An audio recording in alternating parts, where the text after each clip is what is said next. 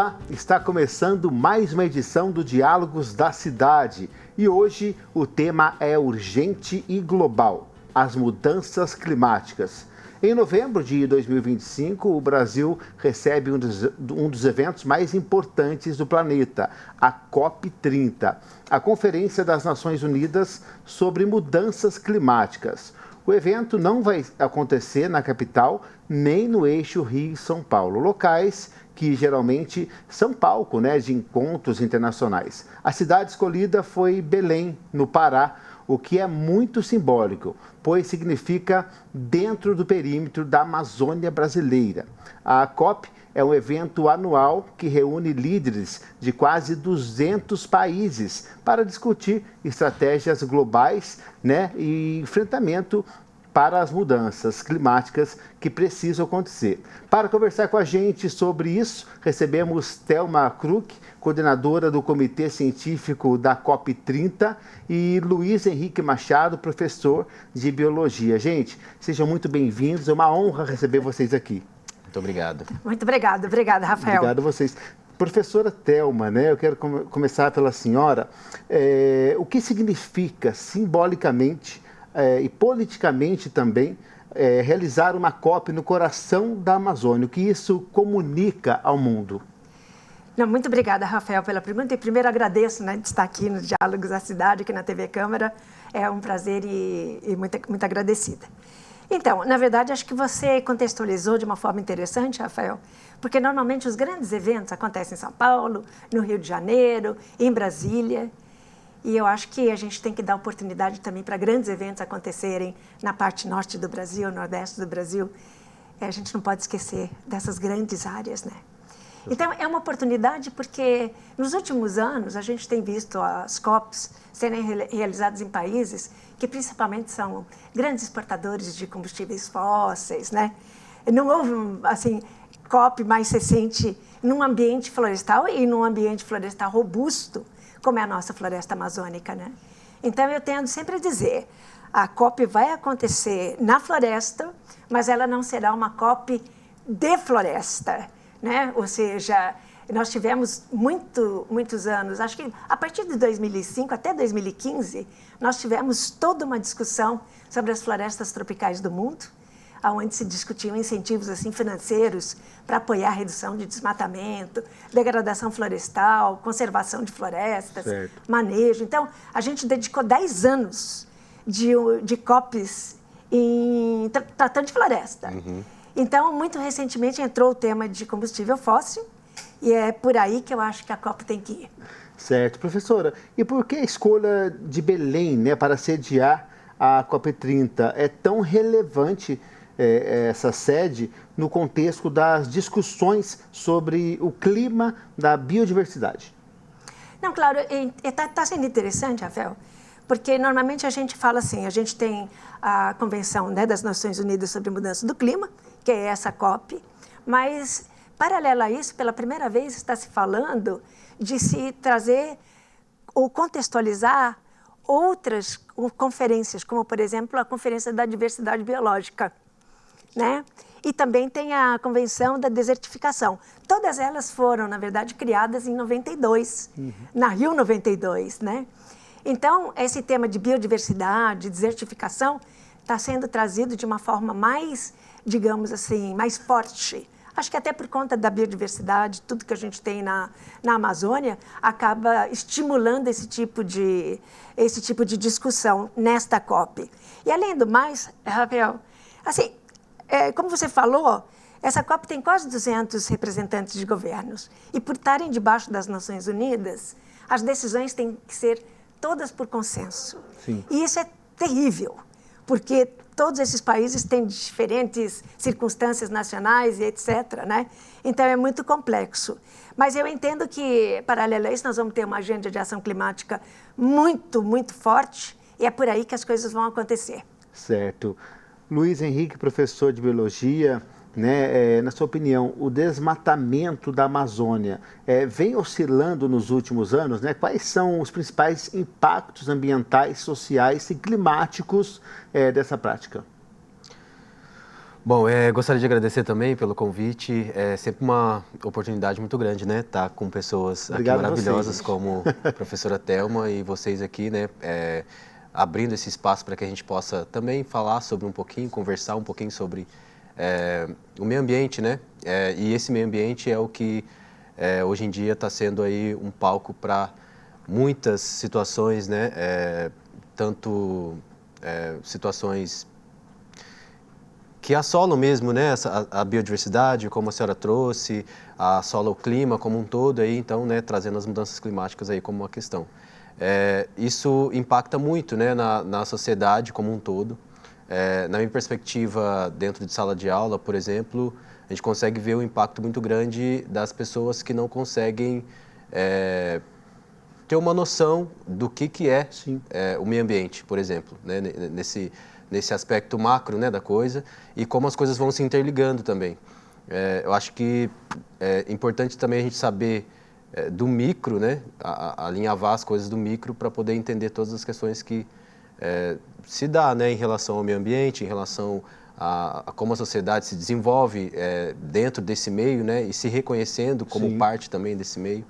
Então, o desmatamento já é um caso muito antigo, né, assim, e desde quando eu estudei lá no meu ensino fundamental. E os efeitos, a cada dia que passa, a gente percebe que está cada vez mais preocupante, né? Devido aí, inclusive, ao termo que os cientistas já estão até colocando sobre emergência, né? Ebulição global, aquilo que era aquecimento global, hoje a gente entende como ebulição global, exatamente porque a coisa está ficando bem séria. E mundialmente, né? A ideia da COP30 aqui no Brasil ela é simbólica nesse sentido, né, da gente poder também entender que a maior biodiversidade a gente tem aqui e as maiores questões também por ser um país muito grande, né, um território muito grande, também vai impactando em várias questões. Com certeza. Professora Thelma, o painel intergovernamental, né, sobre mudanças climáticas, o IPCC, no qual a senhora faz parte, tem alertado para a perda de florestas tropicais. Quais são os riscos de não conseguirmos frear o desmatamento nos próximos anos? Então, Rafael, quer dizer, o desmatamento das florestas tropicais, eles têm uma contribuição para as emissões globais de gases de efeito estufa. Então, eu acho que eu gosto sempre de falar de que tem uma tríade, né? As emissões de gases de efeito estufa, a concentração que isso causa desses gases de efeito estufa na atmosfera e o efeito que isso tem depois no aumento da temperatura média global. Uma coisa está quase que diretamente relacionada uma à outra, né? O desmatamento ele tem contribuído com aproximadamente uns 11% das emissões totais globais. Junto com a agricultura, 22%. Ou seja, o problema maior está mais na parte de emissões fósseis, da indústria, que eu acho que é o tema que realmente vai permear mais as discussões em Belém. Mas claro que essa questão do desmatamento, o Brasil já se comprometeu a ter um desmatamento zero. Tenho conversado com o embaixador André. Antigamente era desmatamento ilegal zero, que correspondia a mais ou menos uns 90% do desmatamento na Amazônia, mas hoje ele diz que não, que é um desmatamento todo igual a zero, inclusive, mas também tentando, digamos, equilibrar essa questão de segurar o desmatamento também, apoiando também os proprietários de terras na Amazônia, por exemplo, que têm uma grande porção de floresta ainda em pé. Sim. Não só por conta da reserva legal de 80%, mas podem ter excedentes de floresta e como manter esse excedente. Exato. E não desmatá-lo, né? Exato. Então, ele é interessante, porque ele é um desafio, né? Sim. Mas é uma questão bem interessante. Com certeza. Vamos agora acompanhar uma matéria, gente, que destaca a importância dos espaços verdes em São José dos Campos. A reportagem é do repórter Bruno Castilho, com imagens de Claudinei Salles. Confira. Em meio a prédios que demonstram o desenvolvimento de uma cidade, as áreas verdes lutam para resistir ao progresso e ao crescimento dos municípios. Em São José dos Campos, existem mais de 3.000 áreas verdes espalhadas pelo território, sendo uma delas o Parque Nacional Augusto Husky. O local conta com 243 hectares de mata e é classificado como uma unidade de conservação e proteção integral. A unidade de conservação é aquela onde você procura 100% preservar tanto a fauna quanto a flora. Uma das modalidades de unidade de conservação é esta de conservação integral, ou seja, é onde você limita até ações humanas no local, procurando preservar a natureza. Além da flora, essa área de mata em São José dos Campos também preserva uma parte da fauna da cidade. Só aqui foram registrados cerca de 250 espécies diferentes de aves. Tem também primatas importantes aqui, que é o caso do Calitrix aurita, o sagui da Serra Escuro, que é um trabalho de parceria também que a gente faz aqui com a Universidade Federal de Viçosa, na preservação desse primata que ocorre tanto aqui no Parque Augusto Rusque, como na região leste do município de São José dos Campos. Sendo que, segundo informações da Universidade Federal de Viçosa, São José dos Campos abriga 5% da população mundial desse primata que está no nosso município de São José dos Campos. Mas para que a fauna e a flora sejam preservados de maneira correta, alguns trabalhos específicos são realizados pelo Departamento de Gestão Ambiental da Prefeitura. Um espaço como esse é um laboratório ao ar livre, né? Nós temos aqui já alojamento de pesquisadores, a parte de administração para dar apoio para a pesquisa. Então, a biodiversidade é fundamental para a conservação da vida no planeta. Todas essas árvores que estão aqui no nosso entorno, elas foram praticamente semeadas ou disseminadas pela própria natureza, ou seja, pelos pássaros, pelas abelhas sem ferrão, que são responsáveis por praticamente 70% da dispersão do plantio, vamos dizer assim, de árvores e da vegetação. Essas abelhas são super importantes. Então, dizer da biodiversidade é como você dizer da vida no planeta. Então, nós dependemos da biodiversidade. E todo esse esforço na proteção das áreas verdes nas cidades acabam sendo revertidas para o bem-estar da população. É imprescindível para a gente ter saúde, para a gente ter qualidade de vida, para a gente ter paz mental, esse silêncio, esse contato com a natureza, a preservação. Em primeiro lugar, aqui, pelo fato de vocês não terem uma densidade populacional como tem em São Paulo, já tendo essa condição de árvores, de natureza, vocês já têm essa descarbonização e educação ambiental desde cedo na população como um todo. E isso não tem preço, eu acho que é por aí. Tá, quando vocês estiverem com a população assim, meados de São Paulo, esse tipo de coisa, vocês terão condições de tratar e melhorar cada vez mais o desenvolvimento da cidade. Bacana. E aí, gostou da matéria? Comente nas nossas redes sociais o que você pensa sobre esse assunto. É só buscar por @tvcâmara_SJC. E agora voltamos aqui com pergunta para os nossos entrevistados, professora Thelma, também professor Luiz Henrique. Professor, como as unidades de conservação contribuem para conter o avanço, né, do desmatamento, e quais os principais obstáculos são enfrentados para manter, né, efetivos essa situação? Sim. Primeiro, acho que é importante dizer que a partir do momento que se cria, né, uma UC, uma unidade de conservação, a gente já tem uma perspectiva de que isso pode contribuir para frear mesmo, né, o desmatamento, mas para uma perspectiva educativa, né, trazendo a educação ambiental como um eixo, eu percebo também que é uma oportunidade para que as pessoas se interessem, né, e conheçam a nossa biodiversidade, né, pensando que é uma problemática na nossa sociedade hoje as pessoas não se ligarem, né, para questões ambientais e também não se envolverem, quererem saber, né, como é o nosso território, como é a biodiversidade do nosso território, né, seja qual município a gente tiver, né.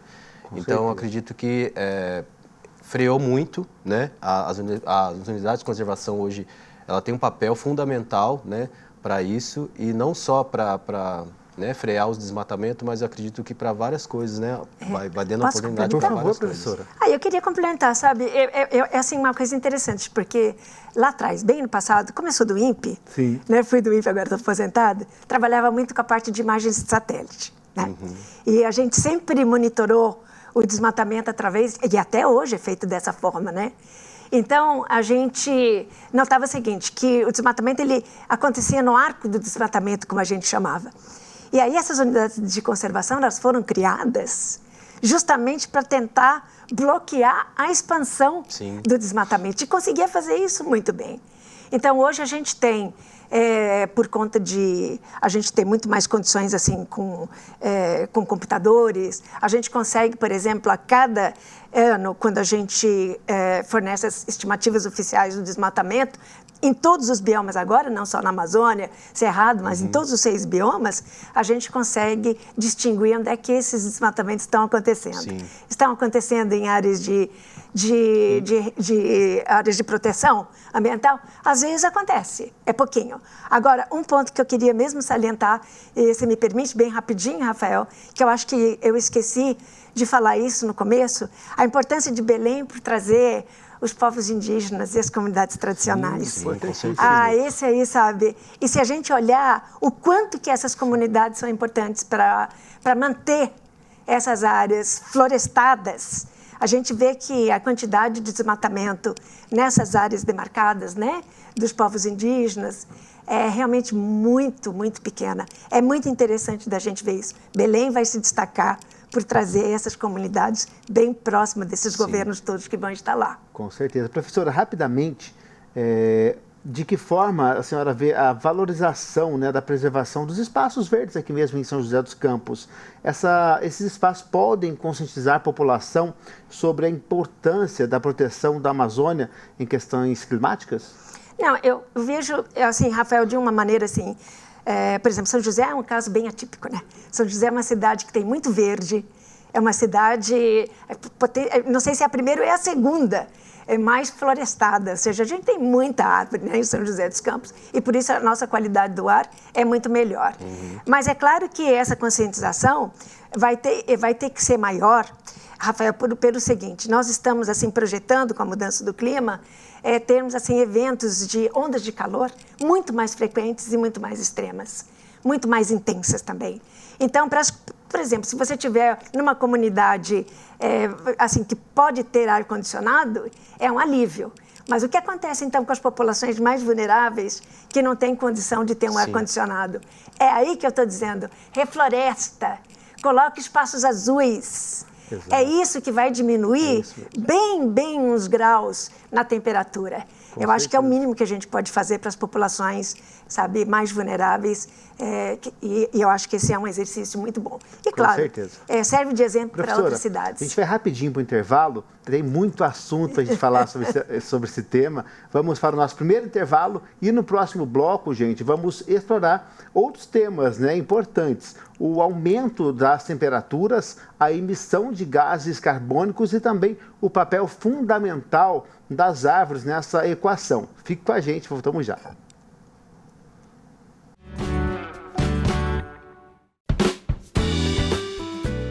Estamos de volta com Diálogos da Cidade, falando sobre a COP30, que neste ano acontece aqui no Brasil.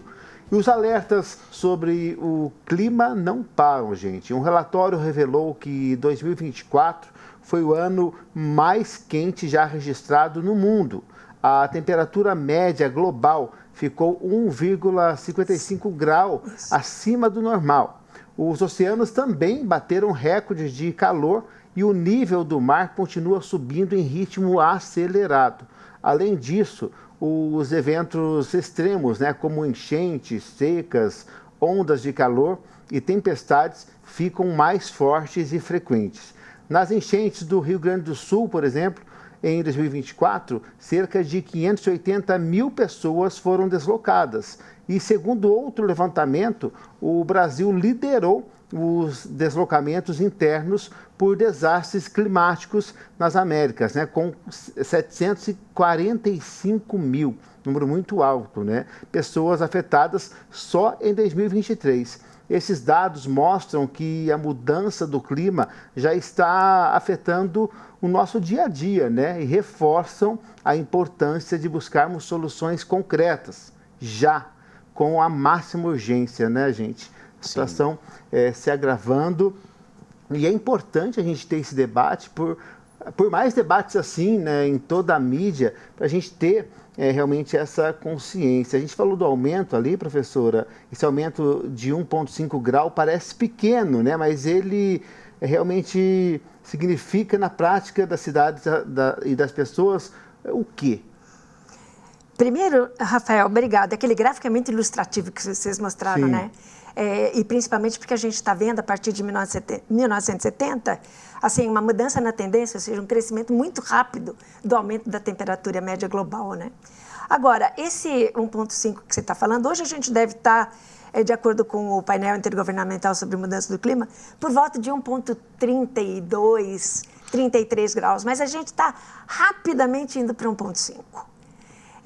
A cada 0,1 graus de aumento, você vai aumentando os riscos e os impactos da mudança do clima, como você falou, dos extremos, de calor, precipitação forte e assim por diante, né? Agora, 2024, ele teve um aumento de 1,55, com um determinado grau de incerteza, mas ele foi pontual. Ou seja, esse ano, esse aumento já não se repete. Ou seja, quando o painel intergovernamental faz a estimativa do aumento de temperatura média global, ele pega 20 anos de dados, para que você não tenha um ano atípico representando o comportamento do clima. Então, ele pega 20 anos. Agora, o que isso representa?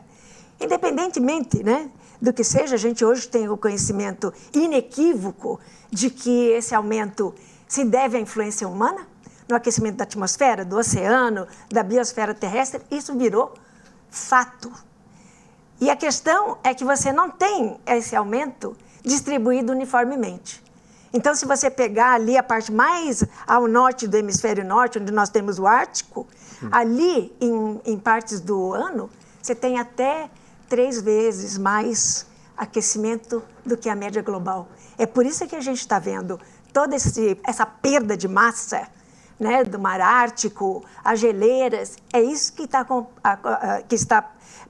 proporcionando esse aumento do nível do mar, que está ficando a cada década cada vez maior e maior e maior. Agora, tem uma implicação importante, que é a seguinte, a gente não faz muito essa relação. Por conta desse derretimento das geleiras e do mar Ártico, você está trazendo água doce para dentro do mar. Exato. E aí você está mudando a circulação. Essa mudança de circulação vai ter efeito, sabe onde? Na precipitação da floresta amazônica. Pois é. Ou seja, as coisas são interrelacionadas, né? E só para terminar essa parte, mesmo que seja 1,5, nós vamos ter um aquecimento maior na superfície terrestre do que sobre o oceano. Na média, vai ser 1,5 quando a gente chegar lá, ou mais. Mas aqui, na Terra, a gente já está sentindo mais do que 1,5. Situação preocupante, né, É muito gente? preocupante. Demais. Professor Luiz Henrique, como a crise climática se conecta com os objetivos desenvolvidos, né, e sustentáveis na sala de aula, dentro da escola? Sim. Eu tenho achado fundamental, inclusive, essa temática, né, dos ODS, que são os Objetivos de Desenvolvimento Sustentável. Por mais que já tenha se falado, né, em relação ao meio ambiente, várias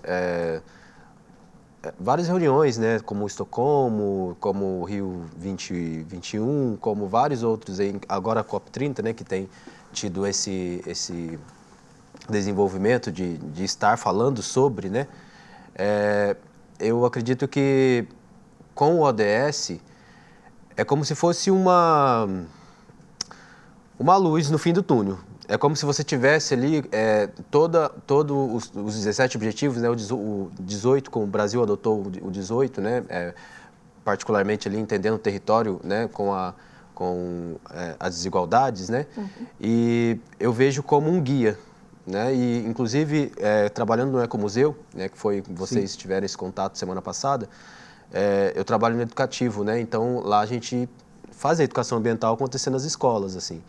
E um dos objetivos do projeto é trabalhar o ODS exatamente para que todos consigam entender os objetivos e trabalhar os objetivos no dia a dia. A gente também faz formação para professores, e os professores, nesse momento na interação ali, a gente consegue mostrar para os professores do 1 ao 18 como a gente pode relacionar, como a senhora estava trazendo essa correlação, né? A natureza, ela automaticamente tudo tá interligado, né? Se a gente tira uma coisa daqui, provavelmente lá vai faltar lá na frente. E aí como a gente faz com os ODS, né? Trabalhando esses objetivos e como ele pode nos auxiliar, né? Para poder ter um desenvolvimento mais sustentável, praticando e para o final disso a gente contribuir para um planeta mais saudável, né? Eu acho que está mais nesse sentido. Ele pode contribuir exatamente para poder ajudar aí, a gente ter um desenvolvimento sustentável mais eficaz, assim. Certo. Gente, para vocês dois, né, a educação climática, ela já faz parte do currículo oficial que ainda, na verdade, precisa avançar nessa questão, rapidamente, para a gente concluir. Não, é fundamental. Ela não está inserida ainda formalmente, eu acho que é um erro. Eu acho que a gente precisaria ter mesmo uma capacitação, apesar de que a gente já está vendo os jovens e mesmo as crianças hoje terem já uma consciência de sustentabilidade, de educação, que não, às vezes não é formal, às vezes são, sabe, pequenas coisas que a escola vai fazendo e vai embutindo isso na cabecinha das crianças. Mas seria fundamental que a gente tivesse um programa de educação voltado realmente para que a gente pudesse construir não só a questão do clima, mas a gente está falando de desenvolvimento sustentável, equidade, justiça climática, tratar a questão de desigualdades. Isso é todo um complexo que a gente tem que tratar tudo junto. Então, eu acho que a gente teria uma enorme capacidade com as crianças de mudar o mundo. Pena que a gente não tem muito tempo para fazer essa mudança. Mas claramente o mundo com essas crianças de agora vai ser diferente daqui a 10, 15 anos. Luiz, assim, você que está em sala de aula vê essa situação, né? As crianças precisam ser incentivadas da gravidade que está hoje no nosso planeta, né? Exatamente. Eu costumo brincar, inclusive, que quando a gente fala, o tema central no currículo fala sobre a Agenda 2030, né? E aí eu costumo dizer, bom, estamos em 2025, e aí? Será que o país e todos os países estão conseguindo chegar até esses objetivos, né? Erradicação da fome, erradicação da pobreza, saúde, bem-estar. Como é que está a sua saúde, né? A gente faz esse bate-papo exatamente para poder motivar neles essa curiosidade, né? E ir buscar também, né? Saber se desenvolver em relação a isso. Com certeza. Gente, um exemplo simples, né? Mas ele é poderoso. Uma árvore com um QR Code pode se transformar em uma sala de aula, né? A gente está falando de educação aqui, sala de aula ao ar livre, pois é essa, né, a realidade aqui em São José dos Campos. Eu chamo novamente o repórter Bruno Castilho, que continua conversando com Juarez Vasconcelos, diretor de gestão ambiental da Prefeitura de São José. Bruno, além, né, de melhorar a qualidade do ar e reduzir o calor nas cidades, ações como essa mostram que é possível unir tecnologia, educação e meio ambiente, né? Fala pra gente, Bruno, é com você. Pois é, Rafael, a gente está falando aí de meio ambiente, de arborização, né? Como que as árvores ajudam também o perímetro urbano das cidades, né? E agora a gente vai conversar aqui com o Juarez Vasconcelos, né, que é diretor aqui de meio ambiente da prefeitura, para saber um pouquinho mais dessa questão da árvore, né? Como que a árvore também ajuda a cidade, né? Então, como a arborização colabora para a qualidade de vida do cidadão? Não tenha dúvida, as árvores funcionam como um ar-condicionado natural, né? Ainda não inventaram nada como a árvore que captura, né, o CO2 da atmosfera, melhora a nossa qualidade de vida, faz sombra e produz alimento para os pássaros, por exemplo, na área urbana do nosso município. Então nós já cadastramos mais de 89 mil árvores, já passamos até a meta que era 80 mil, acho que vamos chegar nas 120 mil árvores ou um pouco mais de cadastro, e tem todo um sistema informatizado, inclusive um sistema de gestão para monitorar a saúde dessas árvores. O senhor falou então dessa questão do QR Code, né, que é possível ver até nas cidades, né, que tem lá um QR Code colocado nas árvores. Para que serve esse QR Code, né? Como qual é a função deles? Enfim, quantas dessas árvores estão mapeadas? Vocês pretendem ampliar esse mapeamento? Então, é importante informação que num primeiro momento você com o celular, né, com a leitura do QR Code ali, você consegue ter as primeiras informações daquela árvore. O nome científico, né, o nome popular, a altura, o DAP, que é o diâmetro, a altura do peito, que é uma das medidas que usa para saber a altura, dimensões da árvore. Então você já tem as primeiras informações no sistema que dá acesso para a população através, por exemplo, do portal GeoSanja. Então você consegue, naquelas que já estão cadastradas, por exemplo, São Francisco Xavier nós cadastramos 100% das árvores na área urbana. E São José, vamos dizer, o distrito, né, o centro da cidade, os bairros da região metropolitana, vamos chamar assim, de São José, nós pretendemos também fazer 100% dessas árvores. Até o momento cadastramos, então, como eu já disse, 89 mil, mas a ideia é cadastrar todas essas árvores. O senhor falou também da questão de ar-condicionado natural, né? Como que essas árvores também na cidade, né, ajuda as pessoas no dia a dia, né? A questão da amenizar o calor, enfim, como é que uma cidade mais arborizada melhora a qualidade de vida? Veja bem, São José dos Campos ganhou pelo 6º ano consecutivo o prêmio de Cidade Amiga da Árvore, do Tree City of the World, da Fundação Arbor Day, ligada à ONU, que premia os municípios que cuidam bem do seu patrimônio arbóreo. Tivemos um congresso brasileiro de arborização na cidade, ganhamos essa premiação, por quê? Porque São José dos Campos tem um trabalho sério na questão da gestão da arborização. E é sabido por todos nós que quando está um calor muito intenso, né, e você está em um local que não tem muito abrigo, tem uma árvore, as pessoas se abrigam próximo dessas árvores por conta do calor excessivo. Então, ela funciona como se fosse mesmo um ar-condicionado, né, baixando a temperatura, né, retendo a umidade, né, no solo, por exemplo, permitindo uma melhor infiltração da água para abastecimento dos lençóis freáticos na área urbana, minimizando enchentes, enfim, ela tem vários benefícios na área urbana. E a gente faz um apelo para que a população cuide bem da árvore que está na frente da sua casa. Se você não tem uma árvore ainda na frente da sua casa, ligue no 156 e peça que a prefeitura irá colocar uma árvore. O IBGE lançou esse ano agora uma pesquisa que 85% das casas de São José dos Campos tem uma árvore em frente ou próximo das suas residências. Então temos uma meta aí de mais 15% para vencer e colocar uma árvore também perto da sua casa, você que está nos ouvindo, assistindo, né, ajude a cuidar da árvore, que é um benefício não só para nós, mas para as futuras gerações. Então uma cidade mais arborizada, mais verde, melhora a qualidade de vida. Certamente, a qualidade de vida numa cidade está diretamente relacionada com o número de árvores que ela tem. Você pode ver que, inclusive para reter poeira, para material particulado, né, as árvores acabam funcionando aí como um aparelho que a gente usa, né, e paga-se pouco, né, porque do que ela precisa? De um cuidado de água, né, de um cuidado simples para ela fornecer esse importante serviço para a nossa saúde e para o meio ambiente também. Então, obrigado, Juarez, pelas informações. Tá aí, Rafael, a importância, né, das árvores, né, de um perímetro urbano aí da cidade, do centro das cidades, com mais árvores, traz mais qualidade de vida, já está comprovado. Tanto a temperatura do ambiente diminui, ajuda também na preservação da fauna e da flora. Muito bacana que a cidade esteja cada vez mais arborizada. Voltamos com você no estúdio. Com certeza, Bruno. Muito obrigado pela sua participação, viu? Enriqueceu muito esse bate-papo, né? E a gente, antes da matéria, a gente estava falando das escolas, da educação, né, professor Luiz? A gente viu essa matéria e a gente estava conversando aqui enquanto assistia.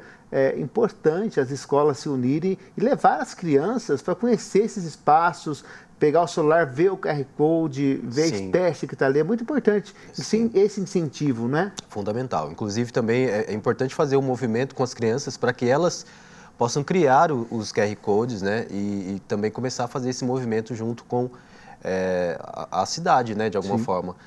Eu acho que a cidade é tão bela, né? Com essas árvores tão lindas aí, com essas espécies. E as crianças também, elas têm essa...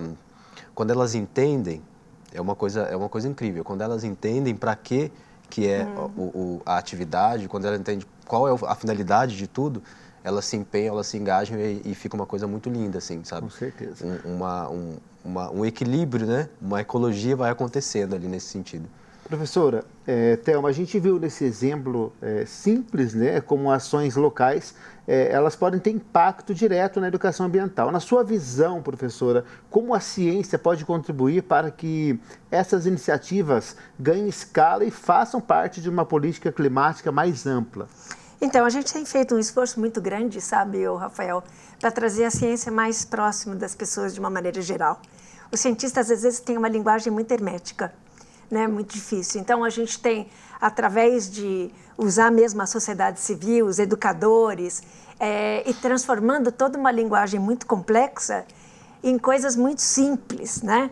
Ou seja, fazendo com que a mensagem científica possa ser apropriada por qualquer pessoa, né? Independentemente da sua formação, da sua idade, de onde mora, né? Mas, se você me permitir, eu só queria complementar uma coisa interessante. Nas COPs, nós temos assim, crianças que vão representando um país. Bacana. Não sei se estarão na COP 30, mas nas idades de 8 a 14 anos. Essas crianças, elas têm trazido para as prefeituras de sua cidade os pleitos em várias direções. Ou seja, nós estamos pleiteando isso e aquilo, e o prefeito recebe sempre e, na verdade, integra aquilo dentro das estratégias de desenvolvimento da cidade. Essa é uma questão interessante. Como trazer um pouquinho desse empoderar um pouco também. Sim, sim. Trazer esse empoderamento, ele é importante porque as crianças vão se sentir parte do ambiente e parte das estratégias. Essa questão da inclusão, ela é fantástica. E elas vão se sentir responsáveis também em fazer alguma coisa, né? Lógico. Sim. Lógico, isso falta. A gente não tem o costume dos grandes, os nossos governadores, nossos prefeitos, as ações são tipo top-down, né? De cima para baixo, né? Quando, na verdade, a gente deveria construir junto com a sociedade de uma maneira geral, inclusive as crianças que vão se sentir, como eu disse, empoderadas, responsáveis, e eu acho que ajudaria muito. Professor Luiz, como você vê no dia a dia, na sala de aula, a participação das crianças quando você fala de aquecimento global, o envolvimento delas, como é a reação? Elas entendem, elas sabem o que é essa situação e como é que está a questão do ensino em passar essa questão para elas? Nossa, tem recepções diversas, assim, é uma ecologia de como eles recebem isso, né? Mas primeiro eu acho que é importante dizer que esse tema, ele está de alguma forma no currículo, mas eu acho que já está ultrapassado a maneira como isso é colocado nos currículos, né? Socialmente e nacionalmente falando, porque a educação ambiental ela não está como currículo ainda, né? E a educação ambiental estando, né, participando do currículo ali efetivamente, automaticamente o professor de biologia ou de ciências vai ter que tratar, ou contrata um professor, né, especificamente para isso, para tratar dessa disciplina. Porque essa disciplina, ela é muito ampla. E talvez ali o professor de ciências ou o professor de biologia especificamente não vai conseguir abordar tudo que dentro de uma disciplina de educação ambiental poderia abordar, né? Então eu vejo que tem esse déficit para a gente poder, né, para eu poder responder a sua pergunta, mas tem muita curiosidade, porque eles se sentem, quando a gente traz a ciência, né, como a senhora trouxe, né, a gente vai desmistificando aquilo que é impossível de entender, e quando eles percebem aquilo né, da interação deles com o meio, a gente tem várias percepções. E aqueles que são mais curiosos, eles até depois da aula, por exemplo, ali depois daquele papo que a gente tem, depois, né, da construção daquilo, eles vem para poder, professor, e aquilo que você falou e tal, sabe, fala de números, quer saber mais, quer interagir. É nesses momentos que eu consigo ali, na minha dinâmica de professor, que eu consigo trazer um ensino mais especializado, né? Porque a gente tem, né, 30, 20 crianças dentro de uma sala de aula, e isso para um professor hoje é bem complexo. Mas nesses momentos, quando a gente percebe que eles têm a curiosidade, quando a gente trata de um tema como esse, por exemplo, é nesses momentos que a gente consegue ter uma interação mais efetiva. Então, se talvez tivesse uma disciplina, né, como a educação ambiental, tratando desses temas ao longo do ano, por exemplo, acho que seria muito mais eficaz, né? Não tirando, né, a possibilidade de criar possibilidades em relação a isso, mas eu acho que hoje a educação brasileira, dentro das críticas e dentro das nossas... dentro das críticas, vamos dizer assim, eu acho que está relacionado a isso, né? Gente, é um papo muito gostoso, né, a gente conversar, abordar, porque, assim, apesar de ser grave, né, a gente se preocupa como vai ser o futuro, mas é gostoso a gente abordar e conversar sobre isso e ver soluções. A gente volta já, eu vou para mais um intervalo, rapidamente, uma pausa aqui no Diálogos da Cidade, mas não sai daí não, viu? No próximo bloco, a gente aprofunda esse debate sobre o financiamento climático, que inclusive vai estar em pauta na COP30, gente, e mostrar como essa discussão se conecta junto com a luta por justiça social e contra as desigualdades climáticas. Fique com a gente.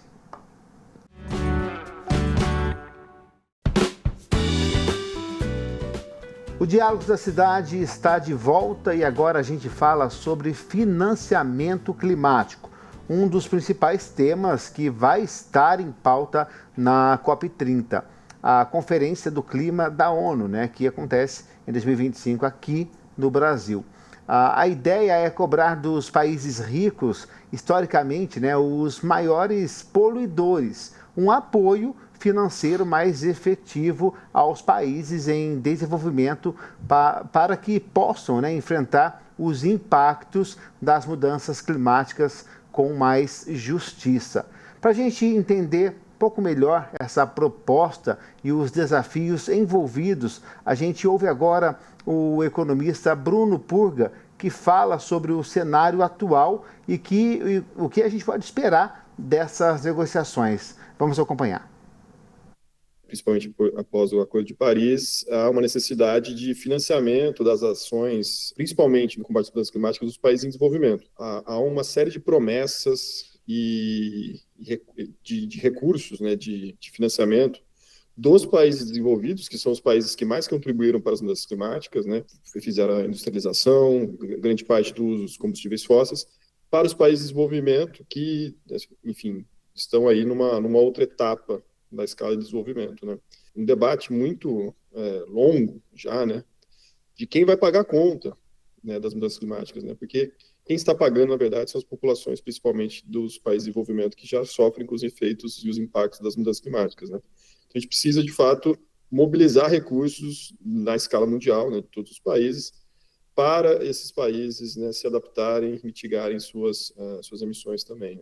Porque uma coisa são os bilhões e trilhões de dólares disponíveis, né, que os países ricos falam que estão disponibilizando aos países pobres, mas há um outro lado da moeda, seria se esse dinheiro vai chegar na ponta, né, nas cidades, nas comunidades mais vulneráveis. Fiz um estudo recentemente, né, dentro do programa Cidades Verdes Resilientes, né, no Ministério do Meio Ambiente, mostrando exatamente a dificuldade de captação desses fundos internacionais, né, dificuldade de captação de financiamento climático, porque as cidades brasileiras muitas vezes não têm condição de contrair esses empréstimos. Então, estamos, sim, na mesma tempestade, né, mas não no mesmo barco, né. Então, acho que é importante a gente sempre colocar que quem vai sofrer mais com as mudanças climáticas, quem já sofre mais com as mudanças climáticas são as populações vulneráveis, né? São as populações que vivem, por exemplo, em áreas de risco, são populações que muitas vezes estão em população de rua ou em bairros que, vamos dizer assim, não têm acesso à infraestrutura. Então, as populações tradicionalmente já marginalizadas vão sofrer mais, né? Então, é um compromisso que a gente precisa, né, resolver todos esses problemas de déficit de infraestrutura que a gente tem, históricos, e chega uma nova camada de complexidade, né, colocando ainda mais desafios na lida para a gestão pública, mas também para o setor privado também, né, como que a gente enfrenta isso e como que a gente não aprofunda essas desigualdades, mas reduzi-las, né, para que, de fato, a gente consiga enfrentar esse desafio, que talvez seja o maior desafio como humanidade que a gente tem notícia. Certo, muito importante, muito obrigado, viu, pela participação.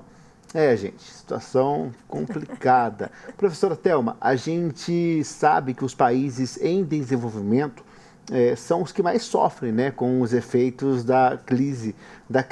Mas tem menos recursos para se adaptar. O que se espera na prática dessa questão, essas negociações sobre o financiamento climático na COP30? Eu vou dar o meu ponto de vista. Sim. Certo? Eu acho que não vai evoluir muito. Eu acho que já se descaracterizou muito aquela questão de que só os governos vão resolver essa questão de mais de 5 trilhões de dólares anuais globais que a gente precisaria para ter tantos esforços de mitigação e adaptação necessários. 5 trilhões de dólares anuais. E nós estávamos pedindo 1 trilhão e 300, né? Conseguimos só os 300. Então, eu acho que houve uma expectativa muito grande em Baku de que isso iria acontecer, não aconteceu. Eu acho que deu uma esfriada, apesar de que o embaixador André, que é o presidente designado da COP30, está trabalhando junto com outros economistas, buscando aí um caminho, ou seja, um plano de trabalho para esse fim. Professora, mas daí como se pode ajudar essas pessoas que estão nessa situação? Então, é que eu não coloco todas as minhas fichas só no financiamento. Eu coloco também minhas fichas na parte de transferência de tecnologia. Sim. E coloco também na capacitação. Ou seja, quando você vê o que os países estão pleiteando, não necessariamente está atrelado a dinheiro. E nesse particular você vê o quão mais, digamos assim, acessível se tornaram tecnologias, a eólica, a solar, o quanto mais acessível ela ficou para a população, até mais simples, né? Com certeza. Ou seja, isso vai aumentar. Ou seja, essa parte de transição energética, eletrificação. Nós estamos vendo aí investimentos no próprio Brasil para a produção de carros elétricos, que vai aumentar a nossa produção. Enfim, eu acho que, Rafael, a gente tem que, acho que ter um olhar um pouco mais holístico, olhar como o embaixador André está olhando, que é o mutirão, o setor privado, são as filantrópicas, são os bancos, dentro de outras propostas de como é que essa economia está sendo distribuída no mundo. Certo. Professor, né, você como educador, quais são os maiores desafios para incluir a discussão sobre a justiça climática mesmo, né? E a desigualdade ambiental nas salas de aula hoje? Quais são os desafios? Fala para a gente. Sim, são muitos. Eu acredito que é difícil, inclusive, tratar desse tema em sala de aula, assim, Imagino. Né, para ser bem sincero, assim. Eu acho que, assim como eu sempre estou trazendo, né, trouxe algumas vezes aqui já, não querendo ser repetitivo, mas eu acho que para pensar nisso a gente tem que voltar algumas casas, né? E nessa base... É a realidade, sim, né? essa base ela já está um pouco desestruturada, né? Então não adianta a gente construir coisa em cima de algo que não está sólido. Sim. Então acho que começa por aí. Acredito que, né, grandes ideias, elas podem, sim, funcionar, né? A gente também tem que ter um olhar esperançoso para algumas coisas, mas não esperar, né? A gente, assim como Paulo Freire diz, a gente tem que esperançar, né? E seguir acreditando que a gente vai entrelaçar, assim como a senhora está trazendo, algumas tecnologias, algumas possibilidades de que realmente futuramente terá uma justiça, né, climática e que a igualdade ela possa chegar um dia. Mas enquanto não chega, é importante a gente cuidar daquilo que ainda está desestruturado, né? Então, uma educação de qualidade, por exemplo, temos educação de qualidade no nosso Brasil hoje em dia, né? Fica aí uma reflexão para a gente também, porque fica um pouco difícil para mim falar se isso realmente é eficaz dentro de uma sala de aula, se na sala de aula hoje em dia a gente ainda tem altos índices de bullying, por exemplo, né? Dando um mínimo exemplo. Então, assim, também falar de meio ambiente em sala de aula hoje não é todos que a gente consegue abranger, né? Até porque é um assunto que me agrada muito, os alunos até me veem como um porta-voz mesmo da natureza, né? Mas, infelizmente, não é o 100% que a gente consegue. Mas aos poucos. Eu percebo isso. Assim, é um serviço de formiguinha mesmo. A gente precisa sempre estar aqui confiando de que a gente está fazendo nosso papel de uma maneira que vai surtir efeito de alguma forma, plantar a semente, esperar que essa semente desperte e desabroche, que no futuro é isso, né? Cada criança hoje é o futuro lá que a gente espera que possa ser um pouquinho mais tranquilo, né? Um pouquinho melhor do que a gente está sentindo hoje, assim. Professora, a senhora já falou que não acredita muito na questão do financiamento, mas pela sua ampla experiência, né, até fora do Brasil, esse financiamento climático, para que ele seja aplicado de fato, né, de forma efetiva, em ações que realmente melhorem, né, a vida das populações com mais necessidades, mais vulneráveis, como fazer? Qual o caminho seguir, professora? Então, essa é uma questão interessante, né? Ou seja, como que a gente poderia assim, ajudar essas populações mais vulneráveis? Como fazer chegar realmente alguma coisa a elas, né?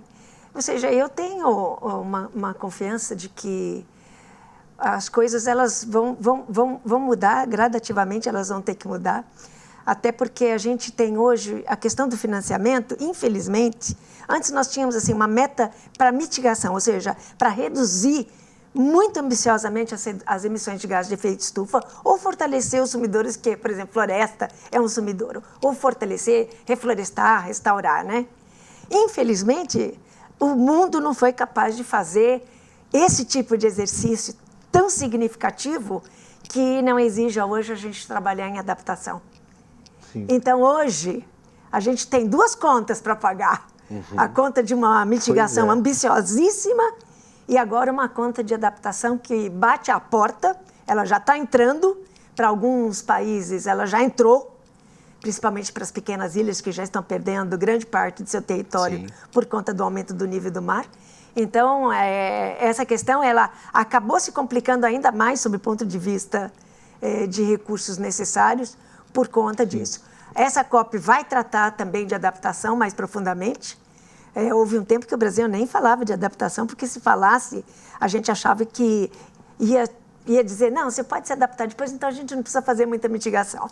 Hoje a gente está na mesa e temos aí um duplo problema. Professor, muito se fala, né, em promessas não cumpridas dos países desenvolvidos. Existe algum mecanismo, na sua opinião, sendo proposto para garantir que esses recursos realmente, né, cheguem a quem precisa? Não. Não? Por quê? Infelizmente não tem. Ou seja, essas contribuições elas acabam sendo voluntárias.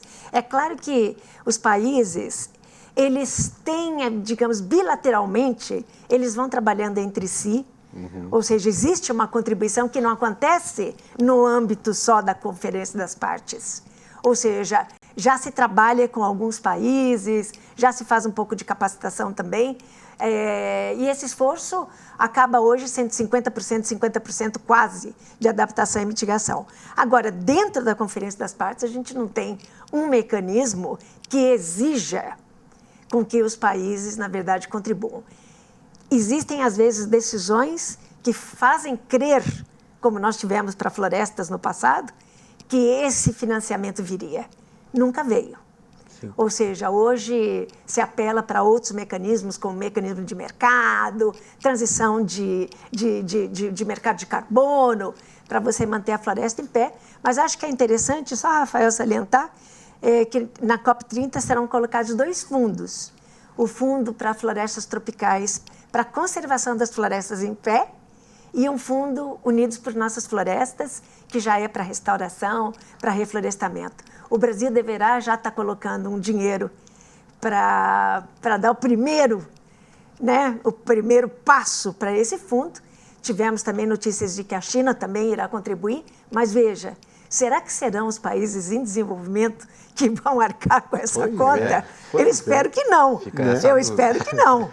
Gente, que papo agradável. Eu quero ouvir de cada um de vocês, né, que vocês falem com o pessoal que está em casa, podem até olhar para a câmera e falar da importância, né, da experiência de vocês e da gente se conscientizar a respeito do aquecimento global, de cuidar da natureza. Né, passa esse recado para quem está em casa. Pode começar por você, professor? Bom, enquanto professor, eu acho que é importante a gente se entender primeiramente enquanto ser humano, entender também que nós fazemos parte da natureza e ter sempre um guia, né, que para mim funciona bastante, professor, inclusive, que é que a gente precisa manter uma saúde do planeta Terra. E assim como você cuida da sua saúde, né, acho que a gente precisa cuidar da saúde desse planeta Terra. Tem um termo que chama ecopedagogia, que é um termo que eu estudei muito, assim, inclusive na minha pós-graduação, e ela me marcou bastante, né, porque a ecopedagogia ela traz uma sensibilização baseada nesse pertencimento com o planeta Terra. Então, se primeiro a gente entendermos como seres humanos, certo, e depois ter esse pertencimento, né? Bom, eu sou parte dessa Terra, posso contribuir, assim como todos os seres vivos contribuem, tem serviços ecossistêmicos dentro de um planeta para poder manter essa ecologia, né, viva e equilibrada. Como eu posso contribuir, né, enquanto ser humano, né, enquanto espécie humana, nesse planeta? Então, acho que fica aí uma mensagem que me inspira muito também. Eu sou professor hoje, sou biólogo e trabalho como educador ambiental também, seguindo muito essa linha, e tem me feito muito bem estar nesse lugar, assim. Certo. Sabe? Professora, rapidamente, a sua mensagem para a gente encerrar o programa, que enriqueceu muito vocês dois aqui hoje. Então, Rafael, eu sempre digo que essa questão da mudança do clima, que no passado foi entendida como um problema de governos para resolver, hoje somos todos parte da solução. Todos. Essa equação tem cada um de nós como parte e tendo que dar o nosso quinhão de contribuição para conter a mudança do clima. E como é que a gente faz isso? Olhando para o nosso consumo, olhando para o que a gente faz dentro de casa. A mesma coisa quando a gente fala assim, é triste quando a gente fala que a gente só tem que restringir o uso da água quando a gente está com os nossos reservatórios baixos. Isso devia ser uma prática do dia a dia. Exato, uma série, né, professor? Por que você vai pegar seu carro para ir até a esquina? Né? Por que você não pode fazer diferente? E essas coisas, elas vão... A gente tem que parar para pensar todo dia. Será que eu preciso fazer isso desse jeito? Ou eu poderia fazer de um jeito melhor? Então, a minha mensagem é essa. Eu acho que eu parei muito para pensar eu mesma. No meu consumismo, na forma como eu vivo, na forma como eu gasto, na forma como eu ando.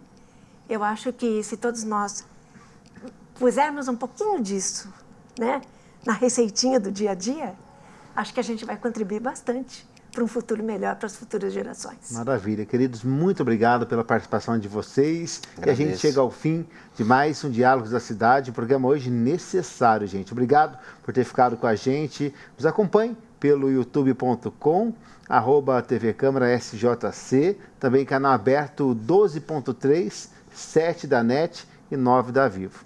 Tchau, gente!